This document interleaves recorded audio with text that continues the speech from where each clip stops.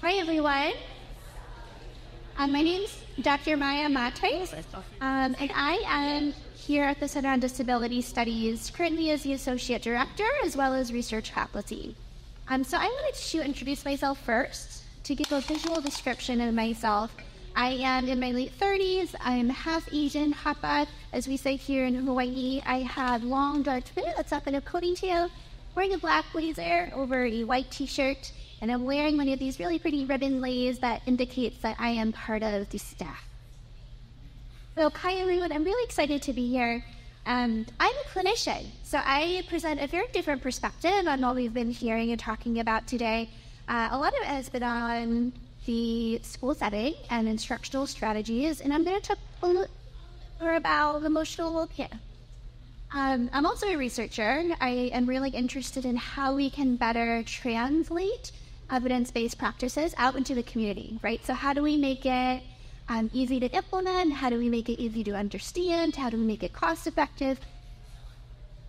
And clinically, I specialize in the assessment and treatment of neurodevelopmental disorders, primarily autism, but a lot of other NDDs as well, and support for neurodiverse individuals across the lifespan. So the objectives for today's lesson are to define various forms of neurodivergence and as well as cite their prevalence rates, and then learn about some social emotional strategies that you can use to support neurodivergent individuals in your life, whether those are students, your mentees, your peers, etc. And for our agenda today, we'll be answering the question, what is neurodivergence? We'll be talking about forms of neurodivergence, their characteristics, prevalence rates, support strategies, and then we'll wrap up and do questions. So I'm modeling something that Dr. Bellin talked about, which was say why it's important, right? What are the objectives today, and what's going to happen? So these are all the topics in hand we talk. So our first question, what is neurodivergence? We heard a few people define this term so far, but I'm going to offer my own. So this is an umbrella term, right? It encompasses a lot of different things that describes a variation in cognitive functioning. What I want to stress here is that the term neurodivergent is not equivalent with the term disability. However, it does include under that umbrella a lot of things that are considered disabilities. The neurodiversity movement in general has really been focused on appreciating, acknowledging the diversity in our brain, structure, connections, and functioning. But also, I think just not only is it natural, it's beautiful. It's something to be celebrated. Not only does it help our society, I think it's just a really beautiful part of being human. It's what's helped us create beautiful works of art, make really breakthrough scientific achievements, and it adds richness to our everyday lives. So here is the umbrella, like literally. Under this umbrella, I've listed many of the clinical conditions that are considered neurodivergent. Up here, you probably see things that you've thought about when you heard the term neurodivergent, like autism or ADHD. Those are ones we talk about a lot. But under this umbrella, we also have things related to mental health, depression, anxiety.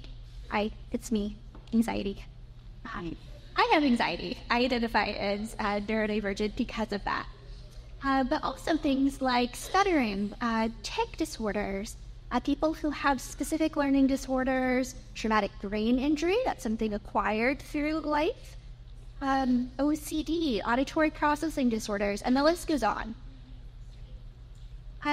Because of the medical view, the medical system that we're in, all of these conditions are defined by their impairments, someone's inability to do something, their disability. But under this umbrella of neurodivergence, we also have a lot of abilities that aren't clinical diagnoses. If we think about things like photographic memory, people who are extremely gifted with high IQs, individuals with perfect pitch, they all fall under this umbrella as well. Even things like synesthesia. I don't know if you've heard of that, but it's where you experience multiple senses, so words might have colors associated with them, or musical tones, colors. If you don't know about synesthesia, I really recommend that you go watch some YouTube or TikTok videos about it. It's so interesting to me. And if you have synesthesia, please come and talk to me about it, because I like to hear. So yeah, the umbrella is huge, right? But a lot of people under this umbrella do have what I would consider a disability, right? In that there's something in their life that is a little bit harder because of this condition. I think sometimes people get upset with this word disability. It doesn't mean people aren't capable. I have an invisible disability where my mobility is sometimes thrown off. My joints don't always work right. Today, I'm perfectly able to stand up here. Yeah, but there may have been other days when I couldn't. Disability looks different. It doesn't necessarily manifest in a way. People with disabilities are perfectly able, right? It's just describing a very specific thing where they have more trouble. The same thing for these conditions. I also want to add that there is a lot of overlap between these two, not discrete categories, right? As we heard, there are twice exceptional students who have something like autism, but who are also gifted. A lot of the mental health disorders co-occur with a lot of these other medical conditions, and so on and so on. I also want to talk a little bit about executive functioning. So executive cognitive functions are the things in our brain that support kind of like high-level processing. So things like reasoning, problem solving, planning ahead, as well as mentally organizing. Some examples of these include metatasking. So this is when you are thinking about the steps needed to carry out something. And there are multiple steps. You're organizing them in your mind, and then you act upon those steps that way. There's also response selection. So this is your ability to passively select appropriate behavioral choices. You might walk into a library and start talking in a quieter voice without having the conscious thought, oh, this is a library, I need to be quiet. However, there might be times when you come into the library and you're really excited about something and you start talking at full volume, and then you have that instinct, that very conscious thoughts like, oh no, people are looking at me, I'm making too much noise, I'm going to lower my voice, right? Response selection is when it happens passively, when it's not a fully conscious thought in your mind, where you're just simply adapting your behavior based on the situation, and that is based on your learning history. Initiation and maintenance. So this is when the people need to initiate effortful thinking. So when you are thinking about something that you need to do, or you are really focusing on a problem set and you need to continually refresh your mental set to sustain effort and focus. If you've ever run in some sort of race, right? You need to stay focused on what you're doing, but you also have to continually reinitiate and maintain your focus on what. That's a physical example of where you might use initiation and maintenance. This could come in when you are doing a set of math problems, right? Where you have to kind of reinitiate and engage, maintain the processes in your brain that you need to solve those math problems. Maybe there's an equation that you're holding in your mind. Maybe you're holding the steps that you need to do at the same time. There are multiple things that you're holding in your brain. And then lastly, social cognition. So this is our ability to understand social norms, complex social situations, and as well as how we are impacting each other. We all are in situations where we are using our social cognition constantly. Even when you are interacting with people through a phone, not face-to-face, you're still using social. And all of us have varying degrees of social cognition, and we have our strengths and our. I want to outline all these executive function elements because often when we talk about a diagnosis or a condition, executive functioning comes into play. Right? So when we think about something like autism, where we have difficulty with social interactions, we can pinpoint social cognition and be like, yeah, that executive function is related to this. However, it's not black and white. It's not a one-to-one thing, right? Some people with autism, they might struggle a little bit with social cognition, but they also really might struggle with planning tasks. Someone with specific learning disabilities also might really struggle with metatasking. Someone with social anxiety might really struggle with social coordination. Someone who does not have any disorders, does not even qualify for one of those conditions in terms of the diagnostic criteria, they might have difficulty with one of these. So understanding kind of this umbrella and what it means to be under there means that our brains are working differently, and that impacts all of these executive functions, have really important implications for how we learn. Also, they'll be interact with others. So some conditions that we know through neuroscience and behavioral research are associated with executive functions. But ADHD, here we have a prevalence rate of about almost 10% of children in the U.S. And these are children who have been officially diagnosed. This is or adults who are diagnosed later. Autism spectrum disorder. The prevalence as of this past year is 1 in 36 children. This is up due to increase in awareness and better diagnostic system. Chronic tic disorders. 4 to 8 in about 1,000 children have a tic disorder. Intellectual disability, that's about 1.19% of children. Congenital injuries and traumatic brain injuries, anxiety, depression, and post-traumatic stress disorder. And the prevalence rates for these is even bigger.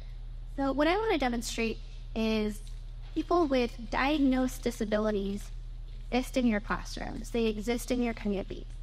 And there are a ton of people who are undiagnosed, also have this, right? And there are people who have characteristics of these conditions may not meet full criteria who are also in your classrooms and in your community. The term autism spectrum has spectrum built in, but it's the same thing for all of these, right? There's a spectrum for schizophrenia. There's a spectrum for anxiety. There's a spectrum for ADHD. In a variety in ways these conditions present. So I'm going to talk about autism, and that's because autism is my specialty area, and it's the thing that I get asked most about. It is not the disorder under the umbrella. I just want to make it clear. It's just one that I happen to know a lot about. So autism is a neurodevelopmental condition, so it has a biological origin. And this affects how people interact with other people, how they communicate, how they learn, and how they behave. So diagnostically, it's characterized by 2 main subsets of characteristics. The first is difficulties with social communication. This is that impairment piece. But then the second category, we have a lot of characteristics that aren't necessarily impairments. They can be, or they could just be features. So this includes, the category is called repetitive restricted interest in or RVs. What does that mean? I don't really know. In that category are things like repetitive motor movements, sensory hypersensitivity, hyposensitivity, being too sensitive or not enough sensitive to different stimuli. We have difficulty with transitions. We have extreme focus on specific topics, special interests. And we have rigid cognitive thinking. So a lot of other things could fall under this umbrella and be considered, part of this aspect of autism. So when we think about autism, it's really like a constellation of features that we're mapping together. And everyone on the autism spectrum is going to have different points. And the way we piece it together is how they're mapping onto this very broad, vague framework. We're still learning about autism, and we're still redefining. So the prevalence, like I mentioned, this hasn't been updated. It's 1 in 36. But it is still 4 more times common in boys than girls. This, I think, speaks to a very strong genetic component. However, we do see an equal prevalence across racial and ethnic groups. It's just highly undiagnosed in certain groups. Male to female ratio 4 to 1, that gets at that 4 times more common in boys. However, we are seeing this ratio slowly decrease when we look at certain age groups. I think we're better at diagnosing girls. And then, that strong genetic component It can run in families, it can be heritable, or it can be a spontaneous mutation where it's based on genetics, but it's not something that was passed down from the family. Both exist. And we now can diagnose autism in children as young as 18 months. And some people are really surprised by this because maybe they're thinking about 2 or 3-year-olds, toddlers, right? But we have been really good at identifying these characteristics in young infants and babies. And I'm comfortable diagnosing some children at the age of 12 months when they show very specific signs. But 18 months is the accepted rate. Very confident at 18 months if a child is autistic. So that just shows how early this condition manifests. It's really part of the nervous system, part of the person's body. And I really love these figures. When we hear spectrum for any disorder, right, we often think of this very linear, high-functioning to low-functioning spread. It's not helpful. It doesn't exist. People have strengths and they have weaknesses, and someone who has a high IQ might be struggling a lot, and someone with a low IQ might be doing really well. So it's not helpful, right? What we actually should be looking at is where those individual strengths are. What is the individual profile of someone? And what specific strategies can then map onto both those strengths and those weaknesses. I also want to talk about specific learning disorders. I think this is a really important aspect of understanding the umbrella and what's included in here. So like autism, specific learning disorders are also neurodevelopmental disorders, have a biological origin. And it's really important, I think, to distinguish between people who have specific learning disabilities. It's not because they didn't receive good instruction or good teaching when they were younger. It's not because they missed out on opportunities. These are difficulties that are persistent. Even with support, people are struggling in these areas. So some ways you may not know if it was a matter of opportunity or if it really is a specific learning disability. And either way, you still provide support, right? It doesn't really matter. But there might be people who are still struggling with an extra layer of support. So learning difficulties are usually very specific, right? So it might only relate to like a teeny tiny part of academic learning. So things like dyslexia, dyscalculia, those things describe some very general SLDs that most people are familiar with, but it can also be even more hyper-specific. In terms of prevalence, we have about 9.7% in the U.S. We also saw a large increase in the prevalence of SLDs in the United States in the 90s and early 2000s as we were getting better at assessing for these in school. That prevalence rate has remained pretty stable recently. But if you think about that, almost 10% of your students probably have an SLD. That is a diagnosed neurodevelopmental condition where they have a recognized impairment in some type of academic learning. It's a really large percentage. And that's not including the other students who had a little bit of it and maybe not enough to qualify.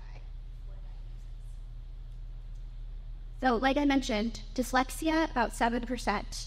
Impairment in written expression or dysgraphia, between 10 to 30% of children.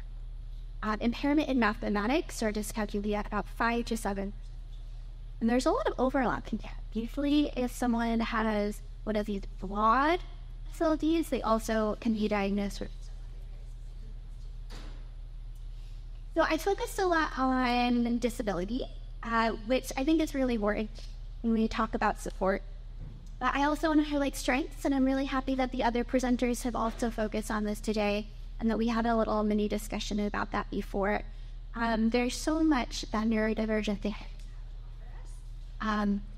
With any disability, people learn how to compensate for that inability or difficulty, right? My weakness is in my joints, it's in my hips, so through physical therapy, I built up certain support muscles to support my hip. Same thing happens cognitively. If you have an area of cognitive weakness, other cognitive processes and strengths in your brain are developed to compensate for that and become stronger. So we see a lot of individuals who have these disabilities have extremely high levels of creativity. They have great observational skills, deep focus, great memory, critical thinking. And all of these things you can see on standardized testing, right? When we test for IQ, we test for academic skills. A lot of these individuals have areas where they're low scoring, right, for the disability. Then they have areas where they're scoring out of the ballpark. And we're seeing on paper from these tests, these strengths in the same reports that we're using to diagnose a disability. However, we don't have labels for unfortunate. I also think that individuals, specifically with disabilities, but those with neurodivergence in general, have a great deal of empathy. They have grown up being a little bit different than everyone else around them, so they know what it is to be different. They know what it is to feel as in like they're an outsider, like they don't truly belong. And a lot of them have had experiences of microaggressions and discrimination that can help them really empathize with other people going through some. So I think that sense of social justice that was mentioned before, I think it really stems from this really great strength of empathy. And I also think they have a lot of kindness to offer based on this as well. Is they have been treated unkindly, they know what that's like, and they treat others with such grace and kindness that it's really inspirational to me. Okay, so I'm going to get into some support strategies. So we focus on instructional strategies. I'm going to switch a little bit to talk about social emotional support. I think social emotional well-being is the key to success in life in general, right? To be successful academically, to be successful in a career, to be successful in a romantic relationship, social emotional well-being is critical. And if we think about elders who look back on their life and what they are thinking about their life and if they were happy or not, no one is talking about the money that they made or how successful. All of these stories come back to social connections and the impact that people have had and how satisfied they feel with their life. And that all comes back to social and emotional well-being.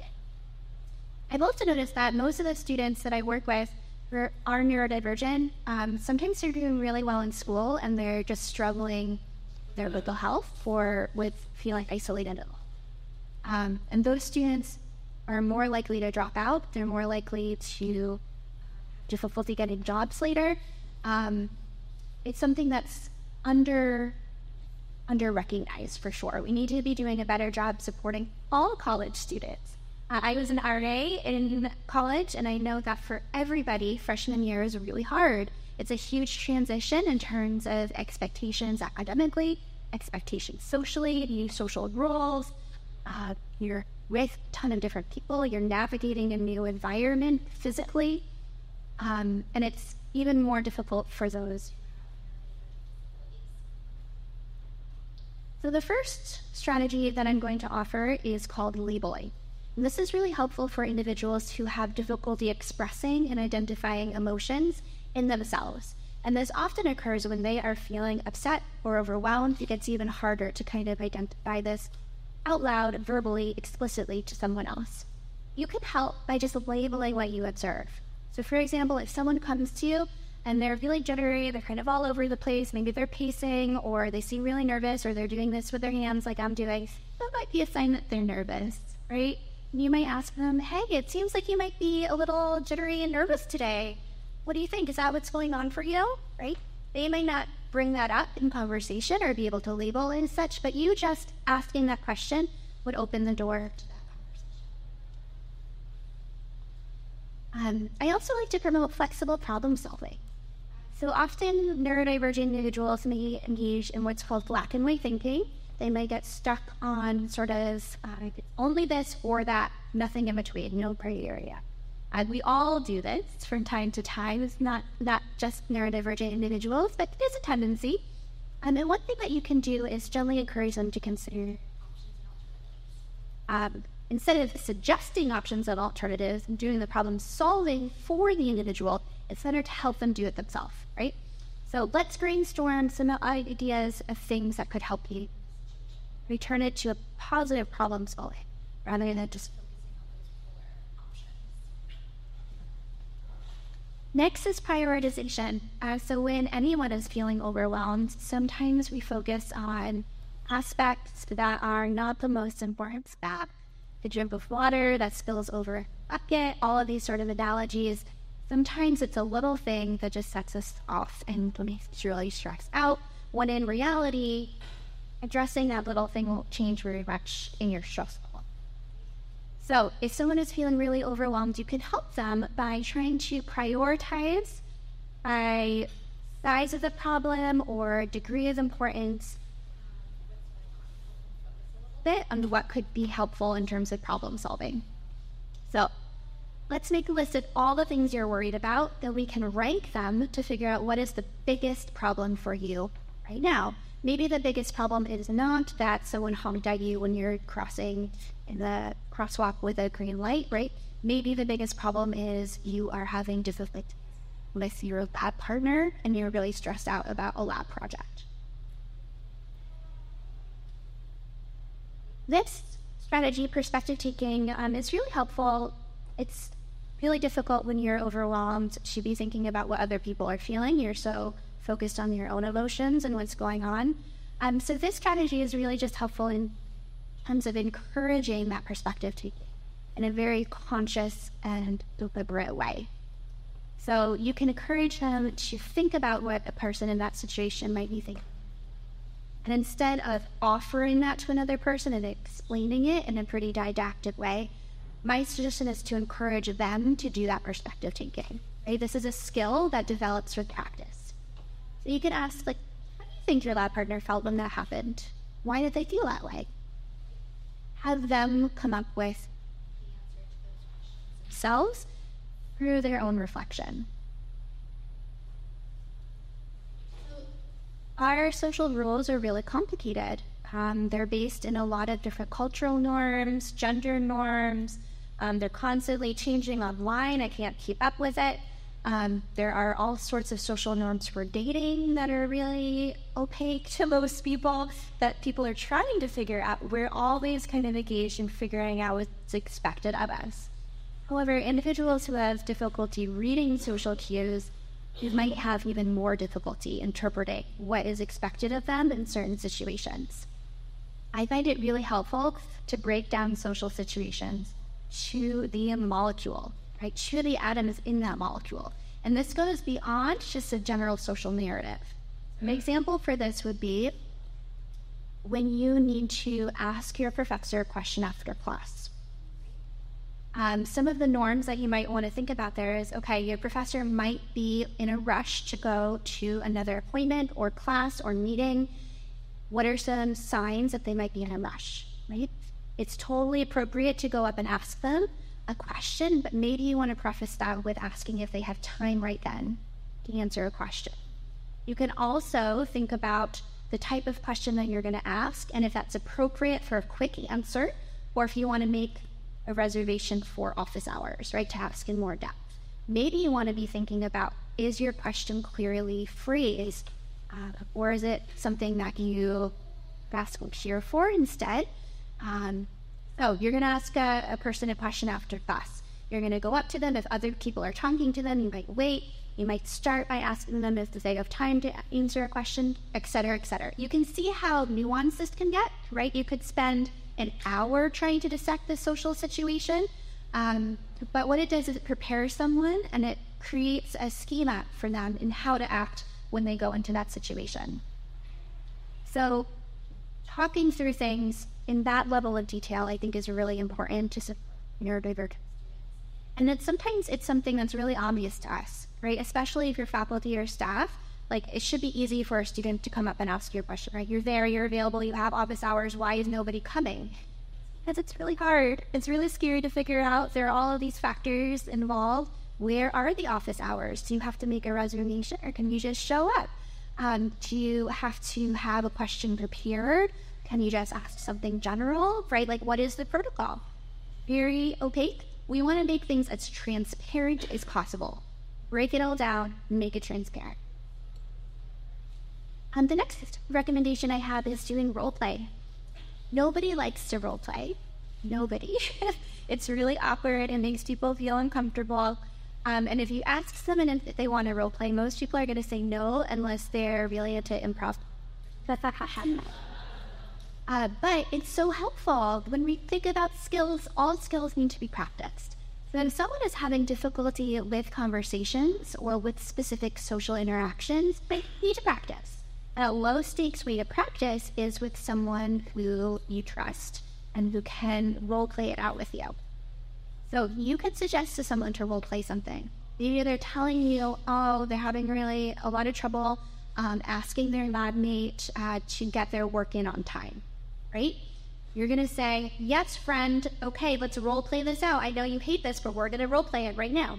And walk them through it and run it for you a few times and see what happens. And really encourage that role play and be so supportive of when they do it. It's really awkward. It is. I hate it, but I do it all the time for myself too. Next is goal setting.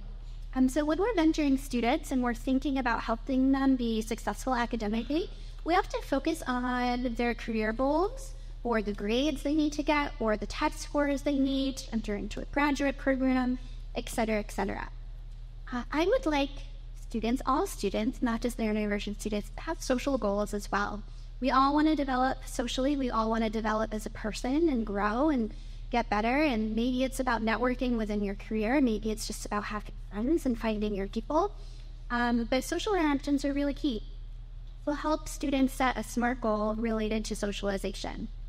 So you can ask, what is something that you would like to work towards in relation to your social skills or relationship? Maybe they want to get better at starting conversations. Maybe they want to make a friend. Maybe they want to join a student group. These are all great goals that you can help support over the course of a semester, a school year, etc. And do this with friends too. I mean, you probably set personal life goals and talk about those with your friends and family. New Year's resolutions is a really good example of this, right? You help keep people accountable to those goals. Set these social goals with your friends so you can check in with them about it and talk about your experience in advancing to these goals. So related to that is in vivo practice. So I talked about role play as being a really low stakes way to practice social skills. And in vivo practice is the next step beyond that. So if there's a social interaction that you want to practice, right? Maybe you start with role play, you start with talking. You could have them practice in other low-stakes situations. So if it's starting a conversation, you might say to them, I want you to initiate conversation with at least 5 people that you don't know this week. Let's make a log to track how it goes. And those people could be the cashier at the grocery store, the librarian at the circulation desk, right? People who are easily accessible, low stakes, just a very casual interaction, or just starting a very brief conversation. And it's going to build your confidence for them starting a conversation with someone in your class that you really admire and want to be friends with. This is a really good advocacy piece, need statements. A lot of the time, individuals who are neurodivergent are having issues, and they're very capable of identifying the issue that they have, but it's hard to communicate that to someone else in a way that helps that person help them. A lot of people don't know how to help them. They don't know how to do that problem solving for them. And that's an issue, right? What is helpful is telling someone what you need. If you tell someone point blank what you need, most of the time, almost all of the time, they are going to be really happy to help that. So if you are able to say the context of your need, the specific need that you have to be successful, and then what you need from them to assist in making that happen, all the better. Here's a little formula, right? This context might be, I'm supposed to get testing accommodations from the disability center on campus, but my professor is not giving them to me and it's really frustrating, et cetera, et cetera. That's the context, right? So you might want to say, I am supposed to receive these accommodations to help me be successful. I need to take exams at Kokura. Would we make arrangements for the midterm? You're giving that person an actionable thing that they can work on with you. It's not just about you haven't been doing this for me. It's like, here's what I need for you right now. I need you to make arrangements for my midterm. See the difference? Someone's a lot more likely to help in this situation. I have trouble with communication and group projects. It would be helpful for me if we could set up some expectations would we define our roles, decide on a mode of communication, set internal deadlines, etc., right? Offer up those suggestions to your group, right, based on your experiences before. If you can articulate these need statements in these ways, it opens so many possibilities because there are obstacles everywhere. You encounter difficulties everywhere, but being able to say what you need and not just what's wrong is going to help people help you. And my last suggestion is to use AI. I actually wanted to have some time to demo this, but ChatGPT is amazing. You can use it to write polite emails, take it, make it the grammar great, make it friendly, make it professional. You can tell it you need it to set up a week study plan for biology. And you can also ask it to break down social scenarios. So you could queue it up and be like, hey, I really want to make a friend in my biology class. What is a plan for me to make a friend in this semester? It's going to spit out a plan. Wonderful. So it might include things like make some small conversation with them over the course of a few classes. Right? You don't want to start by giving them your phone number. It's a little awkward if someone just says hi and gives you their phone number, right? That is a social norm and social rule and social context, which might be opaque to someone. And having that spelled out and like, okay, I need to have these sort of superficial conversations before we start talking about something personal, and maybe something personal before I give them my phone number, right? That sort of plan. ChatGPT does this. It's like a behavioral therapist. It'll spit out a whole plan for you. And if you ask for like a tracking log, it'll make it. It's really amazing. Yeah, no demo. And I'm rushing through the end of this. But in the materials folder, there's a visual handout of all of these 10 strategies. Feel free to hang it up if you want to visually cue yourself into some of the things that you've been using with students when they pop into your office, unexpected or something like that. But you can also be planning ahead and thinking about what strategies would be helpful for the students you work with or your friends, or if you want to adapt any of these for yourself. So I'll be even for a couple of minutes for questions, but I think I'm getting the cue that I need to leave. Thanks, everybody.